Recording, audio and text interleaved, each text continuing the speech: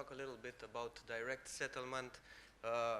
Basically nothing new, right? I mean, the French have been doing it since 1968, but nevertheless, it's a topic that that seems to become quite popular nowadays. Therefore, you all pretty much know the basic principle of direct settlement. Direct settlement or direct compensation allows the damaged party to ask for compensation after a road accident from his own MTPL insurer. His insurer will later recover the indemnity paid from the insurer of the party at fault. Well, why direct settlement? I think you all know this picture. It's to avoid that tension that builds up after a traffic accident. So as you all know, in the classic system, the insurer is not the the insured is not the beneficiary of the indemnity. So his sole interest, it's fair to say, that is in the price of the insurance. Quality does not come into this equation, at least not for him, as well as for the insurer of the party at fault. The claimant is not his own client, and at this stage is actually pretty far away from becoming one. So his main objective is to pay the claim fast, but we have to keep in mind that he's controlling his costs very well. His sole interest is to pay the least money possible. But we must not forget that this form of insurance is about the third party's protection. So does direct compensation solve this dilemma? We will have to see, because what it does, it really raises the customer's awareness about the quality of a standard product, and this is the key issue right here. How can you bring quality into a standard product? How can you make it prevail in front of the price? So also it releases some of the pressure from casco insurers who are paying for the damage, which later recovered those amounts from the insurer of the party at fault. Right now in Romania, maybe you've heard about the Astra situation. There are quite some large sums to recover by casco insurers from Astra because of the MTPL policies that Astra sold. So which countries use direct settlement? It's already implemented in France, Belgium, Italy, Spain, Portugal, Greece, Poland, and Russia, and we have possible implementation of the system in Romania and Turkey. In Romania, we are quite at an early stage, although there have been talks about introducing direct settlement. There are still a lot of unknowns, so we'll just have to see how that all plays out. We will focus today a little bit about the French, the Belgian, and the Italian systems, which are more or less the most exponential. But we have to see which were the results, and the best answers we could get are from the representatives of the countries which implemented the system. And we are looking at you right now, Mr. Wistovski. I'm counting on some very, very nice explanations about the impact of direct settlement. There are various forms of direct settlement, and when I say various forms, I mean it's either voluntary or mandatory. Insurers opt to be a part of the direct settlement system, like in France or Belgium or Poland, and there is a mandatory way also, which is in Italy and Russia. Also, a direct settlement system can settle only material damage in certain conditions or both material damage and bodily injuries.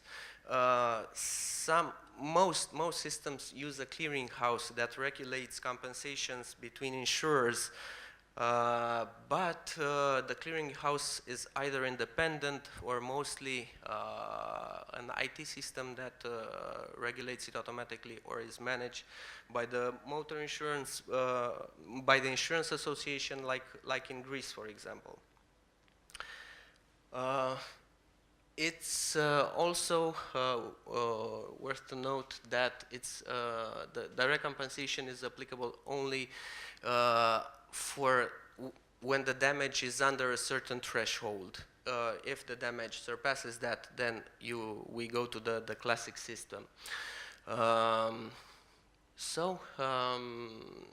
This is actually the last point on this slide.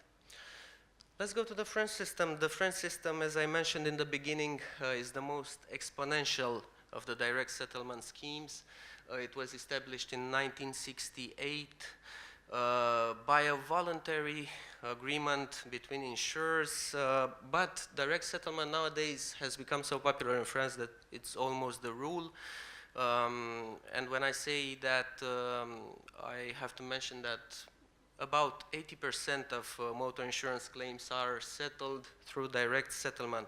It also regulates bodily injury claims under certain conditions. It has independent non-profit clearinghouse that manages the compensation between insurers.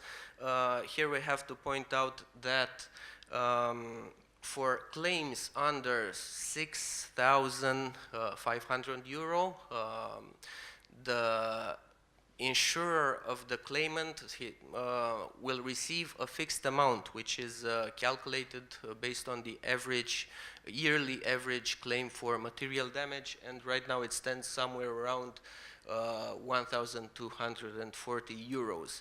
When the damage surpasses that threshold, that 6,500 euro threshold, the insurer of the claimant has two options. He can either regulate further the claim, but with the consent of the insurer of the party at fault, or can ask the customer to go directly to the insurer of the party at fault. I forgot to mention that the claimants are free to choose between their insurer and the insurer of the party at fault. So this is pretty much what's happening in France. It works. Companies trust each other. They do their compensations among themselves on a monthly basis. They have some fines, an ethics committee for those who don't play by the rules, and it seems to be a very nice alternative to the traditional compensation scheme. The other one is the Belgian system, which was implemented in 1972, quite old also. The difference is it's also a voluntary system. Companies choose to join or not the system. There's also a fund similar to the clearinghouse in France that manages compensations among insurers. What the Belgians did is give it a little bit more flexibility. So up to 8,500 euros, it's exactly like in France. The insurer who manages the claim receives a fixed amount, which I think is around 1,500 euros. Between 8,500 and up to 25,000, like in France, they can regulate the claim, but with the consent of the insurer of the party at fault. They even invite the evaluators of the insurer of the party at fault to participate in the claim evaluation. But over 25,000, the compensation must be done by the insurer of the party at fault, and the claim evaluation also. In France, I forgot to mention, so in France, above 6.5 thousand and in Belgium above 8.5 thousand, the compensation among insurers is made by using the real value of the claim, the exact amount that the insurer paid. The Italian direct settlement system is interesting because it's mandatory for everybody. And that changes quite a bit the relationship between the claimant and his own MTPL insurer, because if he's not satisfied with the compensation, he acts against his own MTPL insurer, even though the latter is taking upon himself an obligation of a third party. That insurer should normally be paid, that compensation should normally be paid by the insurer of the party at fault. So it was established in 1972 as a voluntary scheme. But it became mandatory in 2007. It also uses a clearinghouse, and the compensations are done monthly. But this uses solely, also it includes bodily injuries under certain conditions when, the word doesn't come to my mind, when the injury doesn't surpass 9%.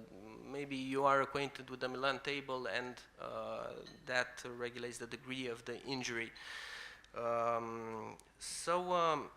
This system has its downside because it uses a fixed amount per file.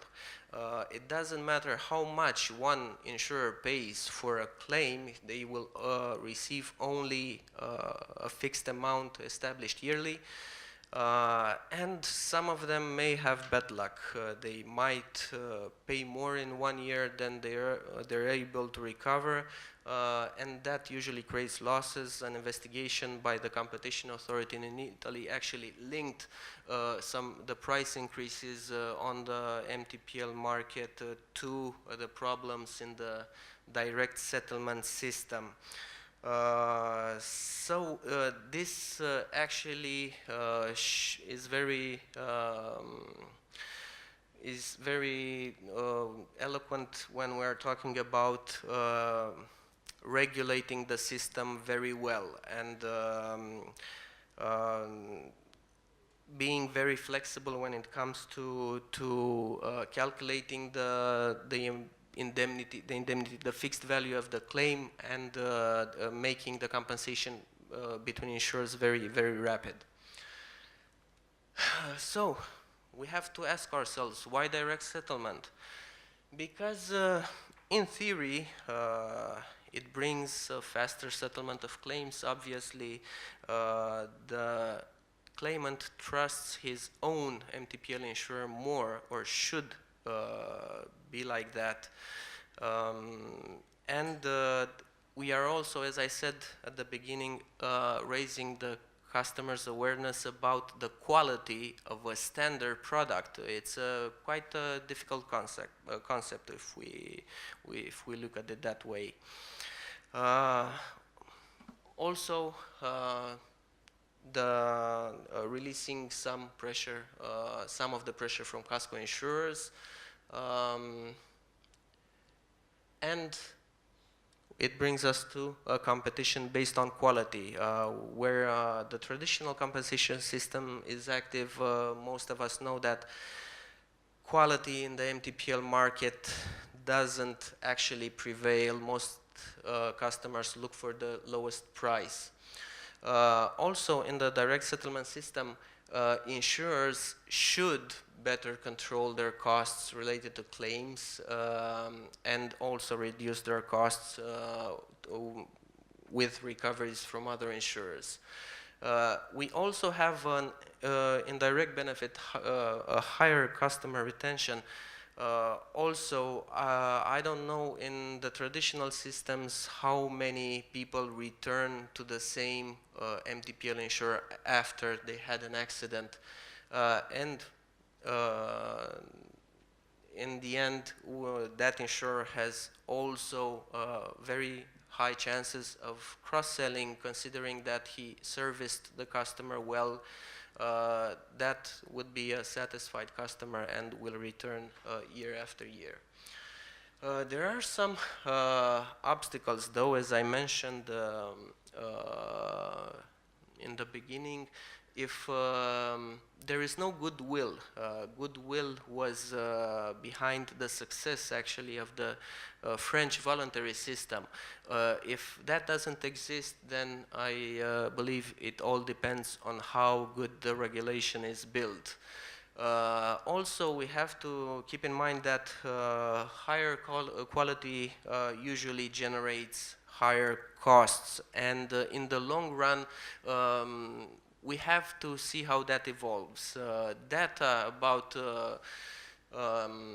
the link between direct settlement and the evolution of premiums is quite scarce, and we have to look for that information at the source in those countries that implemented it. This is why I say it's hard to foresee how premiums evolve, and in Italy, again, an imperfect compensation system will create losses for insurers.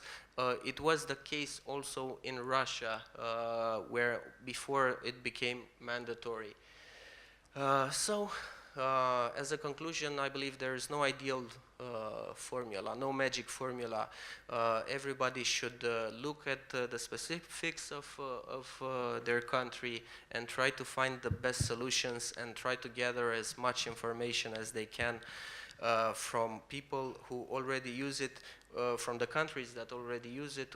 Also, we have to keep in mind that there are important countries throughout Europe that didn't opt for direct settlement. Germany is the best example, I believe.